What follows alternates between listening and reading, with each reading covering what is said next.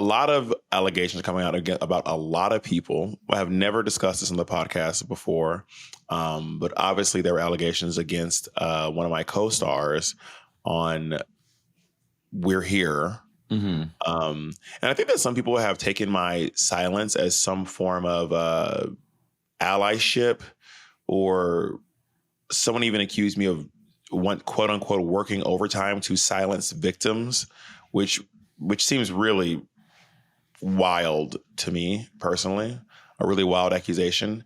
But the truth is that I'm not working overtime to silence anyone. I just literally did not know what was going on. I did not want to spread rumors, especially one that I was that close to. But I certainly stand with.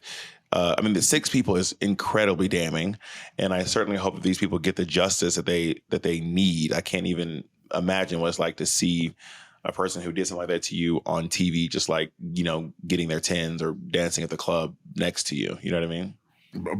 Pablo Rain, Foxtrot, and box stepping on a ABC Dance with the Stars. So that would f me up mentally. You know what I mean? But I just don't want anyone to think that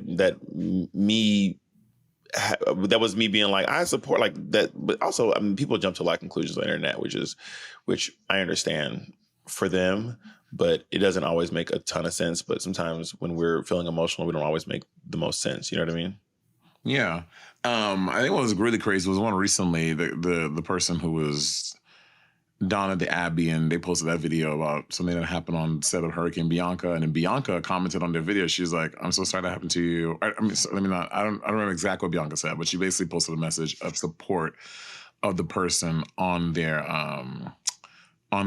post, because it allegedly happened on Bianca's set of her movie. Yeah. I mean, not on the set of her movie, but during the filming of her movie, I should say. Sorry.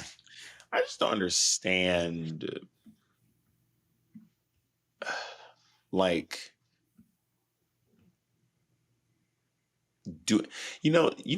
tell you all something that I feel like is really important to great sex and great sexual encounters these 2 words together: an enthusiastic yes.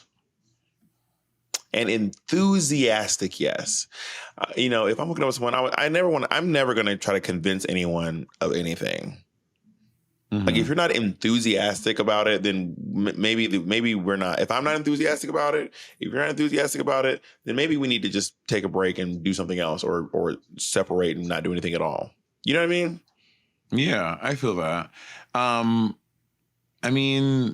Yeah, I think with people in power, obviously there's some through line of people in power, and we're seeing a lot of in sexual dynamics, this thing of someone with power having more power. And I know there is things like dom and sub, and that's the thing that goes on, but both people are consenting to that type of sexual relationship and agreement. So that's one thing.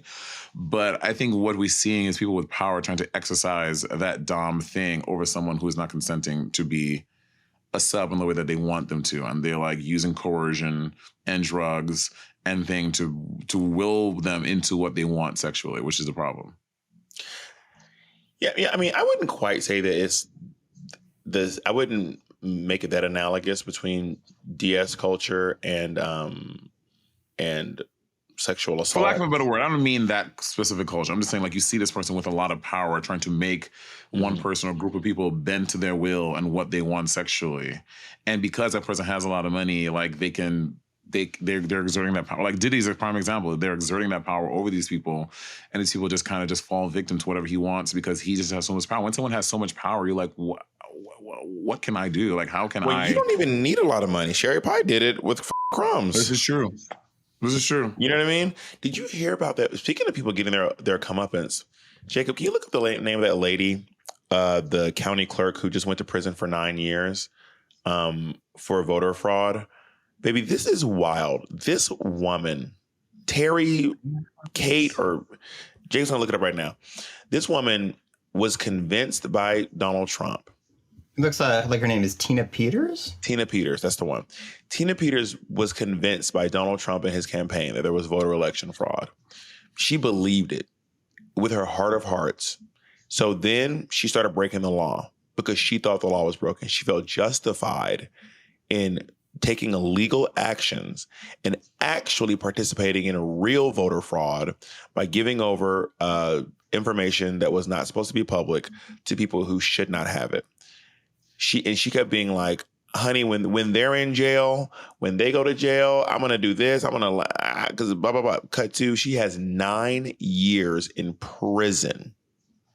Prison. She was giving away people's what? Their She what? turned over voter information to people who should not have it because she thought there was voter fraud. Like she was giving like your name and address to use your ballot. Like whatever the info that the ballot boxes have, she gave that information to people who shouldn't have it, so that they could do their own investigation. And she was the county clerk. Well, you know, it's stuff like that. But like, now she has 9 years in jail, and are you not like, girl? Now you're going to jail for 9 years, and she was crying. She was like, I could do more good out of jail than I can in jail. Like, it's not about you doing good. Whatever good you can do, someone else can take care of that. I assure you.